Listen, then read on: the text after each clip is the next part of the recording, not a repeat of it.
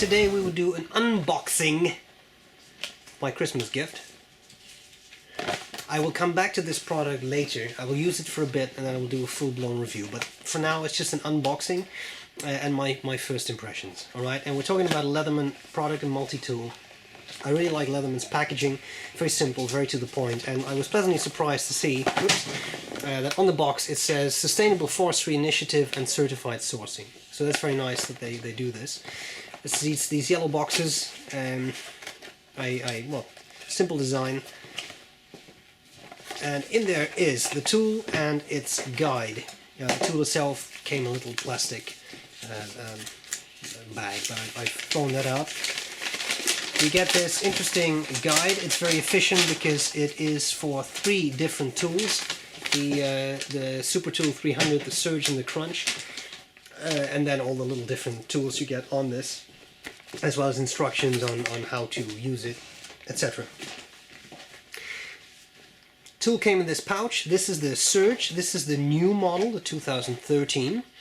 And I think this tool has a lot going for it. I can honestly say that I have used various Leathermans. I'm just thinking, yeah, this 1, 2, 3, 4, 5, 6, yeah, so this I've definitely seen my share. And there is a reason, really, that Leatherman is synonymous with multi-tools for a lot of people. It's just extremely good craftsmanship. Okay, I got it with this leather pouch. I think there's also a nylon pouch, but to be honest, I kind of like this pouch. Sorry, I have a stupid object here, but this is a pen. You have these 2 loops, elastic loops on the sides, and the nice thing about that is that they have these little flaps so you can very easily pull them open and access things, small flashlights, etc. I can easily attach that to that. And what I really like about this particular pouch is not just those loops, but is that you can just slip it through your belt, obviously, but you can also wear it horizontally. And there are loops here, and I really like that, because you put this in your belt like this, and you move to the side, you won't stab yourself in the side with this, and it's a relatively massive tool, so I think that makes sense. Okay, serious popper, Leatherman logo there, popper, and the tool. Now, just one more thing before we go into the actual tool. Here in the back, I really don't think you can see this, but there is another elastic loop. I'm sticking my finger in there, and out comes this thing, to which I'll come back in 1 second. Okay, here we have the Surge 2013 model. There was a few things have been changed relative to the older models. Let's do a quick overview, and then, as I said, in a future video when I've used it for a bit longer, I'll give you a full update and a display of all these different features. The Leatherman Surge. Okay, well, one thing that I really like is that it has 4 tools that you can access from the outside. First of all, there is this, a serrated edge blade, very sharp, I have to say. The Surge is also one of their bigger tools, and the blades are also quite long on this tool. I think this one is very nice. As I said, serrated edge. The problem is it's a little hard to sharpen yourself, but it does typically retain its edge a bit longer. And it also locks, so it won't accidentally snap shut on you. On the other side, so that was, yeah, that's this side. On the other side is a plain edge blade.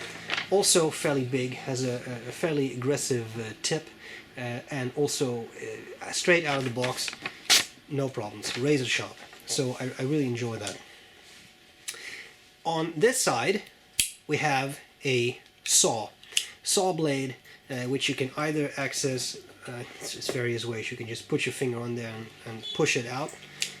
There's a little thing here for your fingers, and you even have a nail thing there to easily pull it out. Simple saw.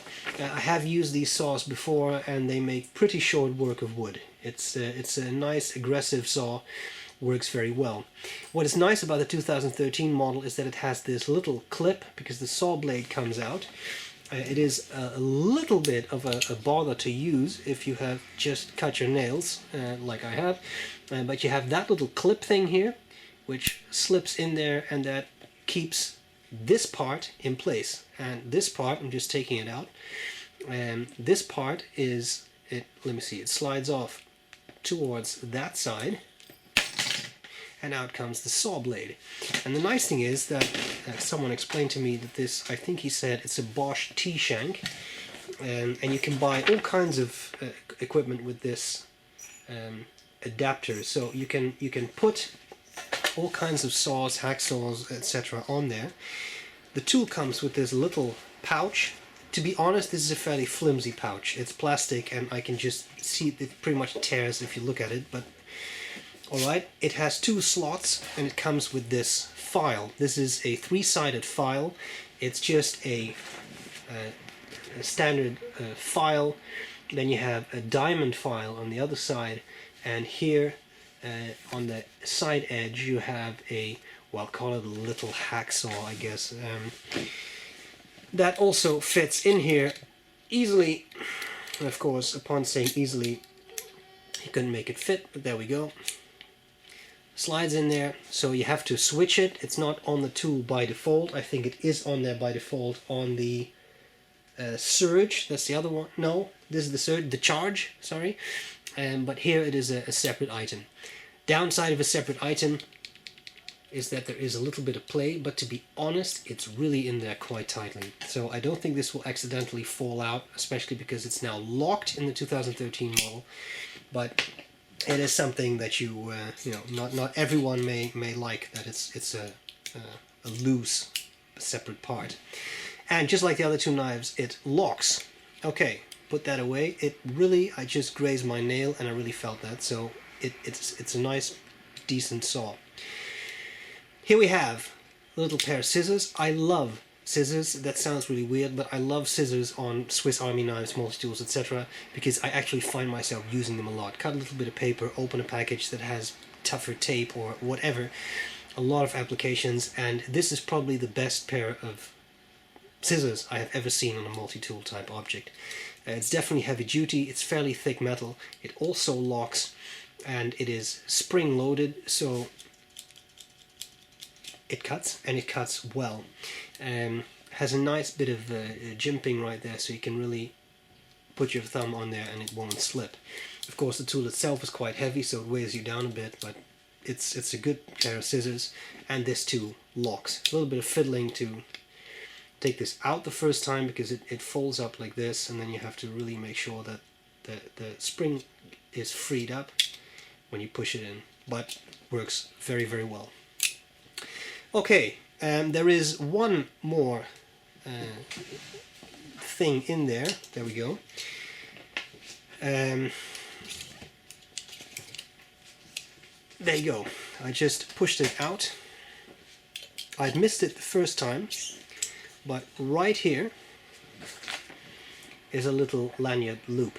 So you can push that out. You need a separate tool for that. I cannot reach that with my nails or anything, so I use the back of that file to stick in here and push it out, but you can put it on a lanyard. Now, to be honest, put this around your neck would be very, very heavy. It's a serious tool, so I don't really know what the point of this is, but if you really want to carry it that way, I suppose you can. Okay, that's the basic tool, but of course you buy a multi-tool for this, right? The pair of pliers. Now this is, just take a sip here, a serious pair of pliers. And you've got a bunch of things here. Of course, you have your needle nose pliers, you have your round pliers, also works very well for grabbing bolts. You have your wire cutters, which have a regular part on top and then a part for hard wire at the bottom, and as you can see, there's a screw there. That was one of the innovations of the 2013 model. You can replace them. You can buy replaceable cutters, unscrew these, put the new ones in if they get really dull or they get warped, etc. Of course, at the bottom is a wire crimper right there. But people also often use that to cut very hard wire. Makes sense, works well, I've tried it, but to be honest, now that you have replaceable blades on the wire cutters, I don't know how necessary it is, but again, if you have very hard metal, right at the bottom there, and that really makes short work of it. And I don't know if you can see that, but there's two things. There's that cutter, and then right below that is another rounded off thing, which works as the crimper. Okay, more tools on this side. Well, okay, on the outside even, you have two rulers. You have inches and centimeters right there, and of course on the other side as well. On the inside, let's start on this side, you have a can opener. Simple, but it does work. It is not ultra sharp, and I typically find those things to work, but not the most convenient things ever. But if you really have to open a can, you don't have anything else, it would work. And then here you have a bit holder. Now these are not regular bits, they're Leatherman bits, which means they're quite flat, which is easy because it saves space, so it's convenient. The downside is you really need to get Leatherman bits. Now you can buy these kits with all kinds of bit attachments. I'll come back to that in a second. And you get one bit along with this tool. This is a simple flathead on one side and Phillips drive on the other side. And the Phillips is marked number 1-2, and the flathead is 3/16 of an inch. I found these things to work well. The one thing I will say about this, because I've used these before, is that the black, I know it's an anodized finish, but whatever they do with it, the black finish will wear down. That will definitely wear down, and you will end up with more chrome colored bits. To me it's not a big deal, it means the tool's supposed to be used, but that is something you will notice. The older model had a secondary bit holder that held, I wouldn't even call that a micro bit, because it's more like a nano bit. This ultra small bit thing, which had a flathead on one side and a Phillips on the other side, and I think the intention of those things were glasses screws, so to adjust eyeglasses. I found that useful, but this model, 2013, has dispensed that, so it's no longer there. Disposed of that, sorry. It was no longer there. Cool though, and these tools as well lock in place, both of them, and then you disengage them with that button. What I would also like to point out is that you can easily take these out. I love Victorinox Swiss Army knives, but some of the tools are in there so tightly that you snap off a nail trying to pull them out sometimes. With Leatherman, I've never had that issue. Everything you can pull out will pull out fairly easily. That was one side. Let's move on to the other side. There's three more tools. We have an awl, always very popular with people who like outdoor stuff. It's a cool tool to have. You can drill small holes. You can do well, basic, slightly crude, but you can do repairs with that sewing stuff. And you have a larger and a smaller flathead screwdriver. I like this. My issue with it is that if you buy that bit kit, now I know that's a separate purchase, but if you buy the bit kit, then these two things are slightly obsolete, because you know you can just put on a bit to do the same thing. But all right, button again, everything locks, and that's it. First impression of the pliers: heavy, well made, solid, serious stuff. Leatherman really does a good job. For example, it's a little hard to show you this in close up, but I'm going to do my best. The tip of those pliers just align. So with cheaper multi-tools, if you close them and you have the tip of the pliers, then they often do this a bit. Leatherman, it's rock solid. So it's very cool. Another thing I would say is when you look at the knives too, there is a little bit of play. Yeah, it's basically a folding knife, so it has a hinge. There will be a little bit of play, but it's really not as bad. I've seen some cheaper multi-tools where you can take the knife and pretty much do this with it. It's not the case with Leatherman. Also, nice jimping there, so it really makes for a solid tool to hold and manipulate.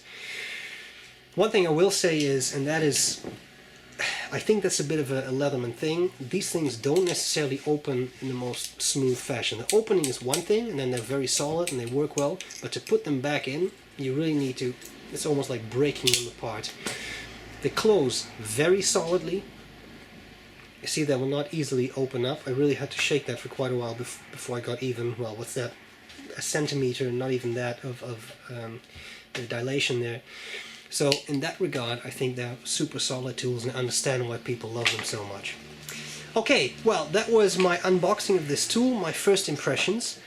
Quite positive. I'm going to be using this tool for a number of weeks, and then I'll shoot a full review of the product. So this was just my overview when I have used it more, or for a longer period of time. That's all there's to it. I hope this was entertaining and fun, maybe something, a tool you want to check out yourself. And I'm glad to see you later.